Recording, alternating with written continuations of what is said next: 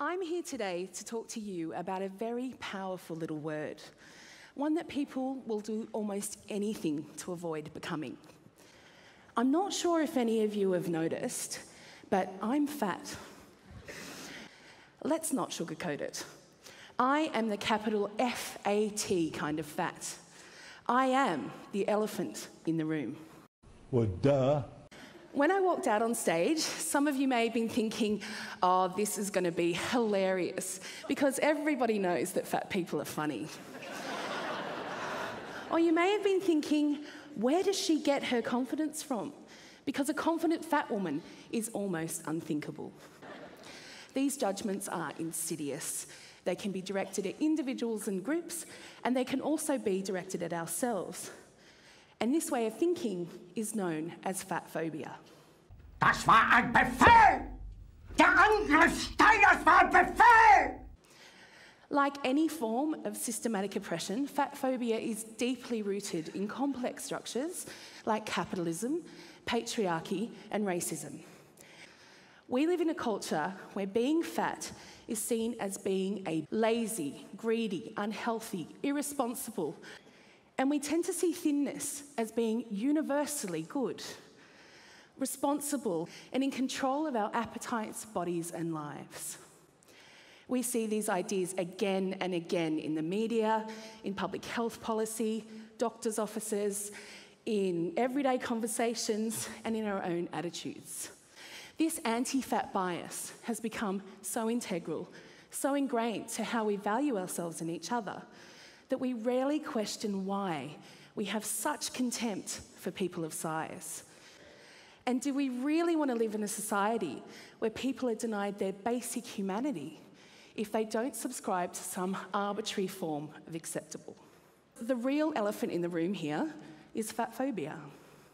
We can shift society's reluctance to embrace diversity and start to celebrate the myriad of ways there are to have a body. Me, it's almost like reverting back to the civil rights movement. Now we're telling fat folks that they have to buy an extra seat. Not too long ago, my grandparents had to sit on the back of a bus. It's almost like segregating folks based on the way they look. I can't imagine. Did you really say that? Calm down. Don't act like you're offended by KKK. I mean, you're so offended by me saying that your approach is so tough. Why do you keep acting like a victim, though? That's what I like to know. You, first of all, well, I don't think we can let something about the KKK just sit there. I find that so incredibly offensive, and offensive to the people who, at the hands of that despicable organization, have suffered. You are coming from a totally different place than Jillian is coming from. Why would you project something like that on Because stage? you're projecting it, own it. If it is what it is, I would respect you so much more. Say what it is. You have a problem with fat people. I would respect you so much more if you said, look, fatty, I can't stand you. I hate you. Get the weight off. No, I understand you're passionate about this. You know, this is a picture of you with your grandmother. And you obviously... I obviously hate her, don't I? Just hate her. Hate my mom, hate my dad. Why could you say something like that? You know nothing about me other than the propaganda. You know nothing May about I finish me. one statement? You know nothing about me. I haven't gotten to finish one statement. If you read my blog, if you go to actionagainstobesity.com, if you go to findingthin.com, you'll find out what I really am. And then if you want to criticize me, criticize me. Don't criticize me based on what the pro-fat movement writes about me. I wouldn't like that person either. I did go to your website. But don't say that I hate a certain group of people when nothing could be further from the truth. I have two comments to make. First, I want to direct this to Miss Skinny Minnie. Which Miss Skinny Minnie? Isn't her name Mimi or Skinny Minnie? Yeah, okay, Mimi. Well, the skinniest girl up there. Anyways, she made a comment that you have to have a lot of willingness and motivation to be skinny. I was quoting Dr. Kelly Brownell of Yale. That's what he says. I don't care who you was quoting. You said it, own it. I agree with him, absolutely. Okay, good. But I'm a plus-size model. I am willing and motivated to wake up every day to keep these curves. I don't want to wake up and look like you and be confused and quoting everybody. Why don't you say what you have to say and stand up for what you believe? Oh, I was just tagging on to, she was talking about the same Yale Center, so. Okay, but let me ask you a question while you're standing up. Why is it okay for you to call her Skinny Minnie?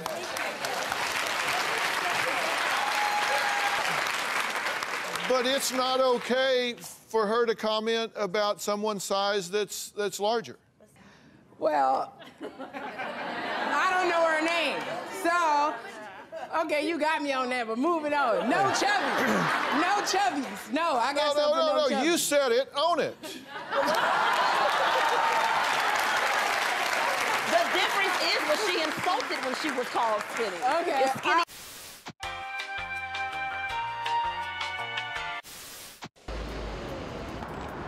We brought together 4 outspoken people to debate that question. Is it actually okay to be fat? There are 10 million females, 1 million males who suffer from eating disorders in this country. There are really heartbreaking statistics about self-esteem. I think the most important thing that we can give to a child is a love for their body. And having cake and ice cream at someone's birthday party isn't why America's fat. It's acting like every day is somebody's birthday party is why America is fat. But what about when you start to go the other way and you say, oh my God, food, let's be so scared now. That's such a bad thing. I think that's also planting, the anorexic seed possibly from the beginning in children's minds. I mean, I started out as a kind of chubby kid and increased through all of these behaviors. I am this size because I dieted for 20 years. Well, dieting doesn't get you to that size. It does, actually. So when you go through the cycle of weight gain and re-loss and gain and loss and gain and loss, you do wind up at this size. I was bigger than you. I would never be a thin person.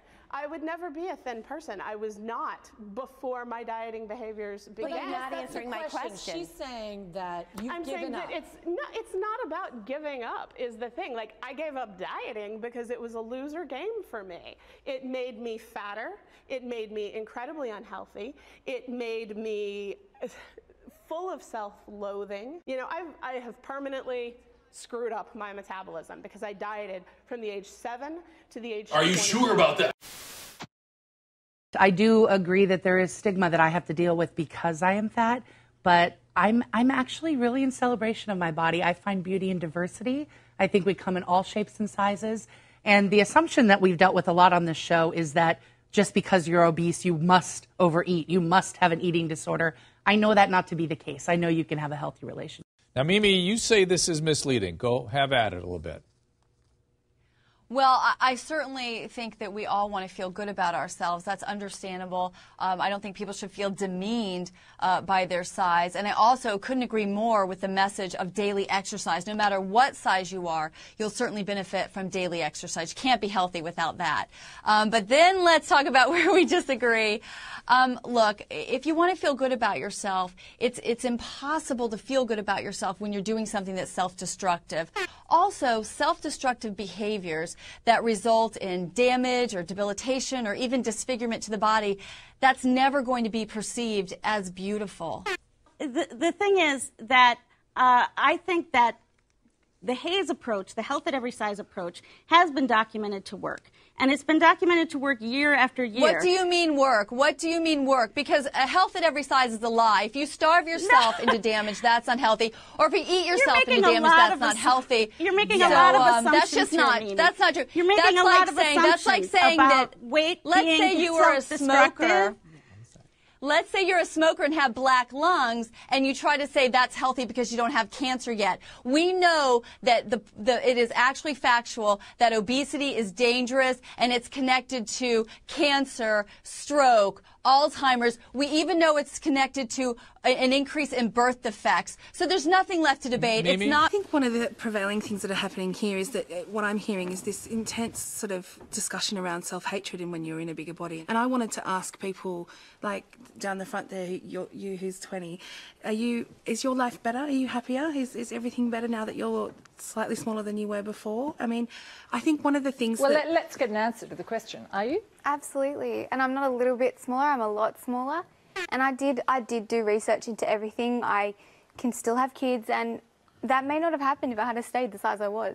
Like, my question to you is, can you honestly say that you are 100% happy and healthy? Like, you have no medical conditions whatsoever, you have no problems at all with your health? at your weight as compared to... Can we have an answer? No. The question's been asked. What's the answer? I think it's really interesting that I feel like I need to justify my existence in this room. No, but hang on a minute. You asked her to justify her decision. I and asked she's her if she was asking... happy. I didn't ask her to justify what her health issues now or if there is any. But have you got any health issues? No, I'm perfectly happy. I'd love to know, like, what do you see as healthy with eating? Yeah, it's interesting that you've just assumed that I eat bad food because of No, my I know. I'd love to size. know, because if you're really healthy, do you have any joint issues, or so you're completely... I swim 2.5 kilometres a day.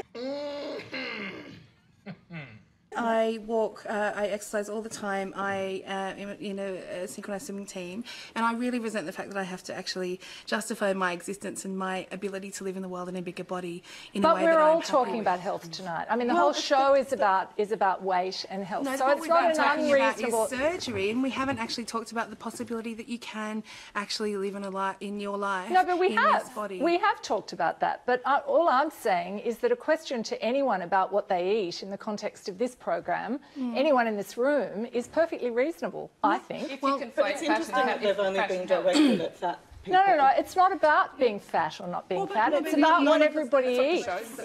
Well, it's about what everybody eats and what health is. What health You're conflating fashion and No, eating and I'm health. asking. No. I'm not conflating anything. I'm saying I think it's perfectly reasonable in the context of a discussion where you've got research that suggests that people who are overweight and people who are obese can be more prone to particular health problems. I think it's quite reasonable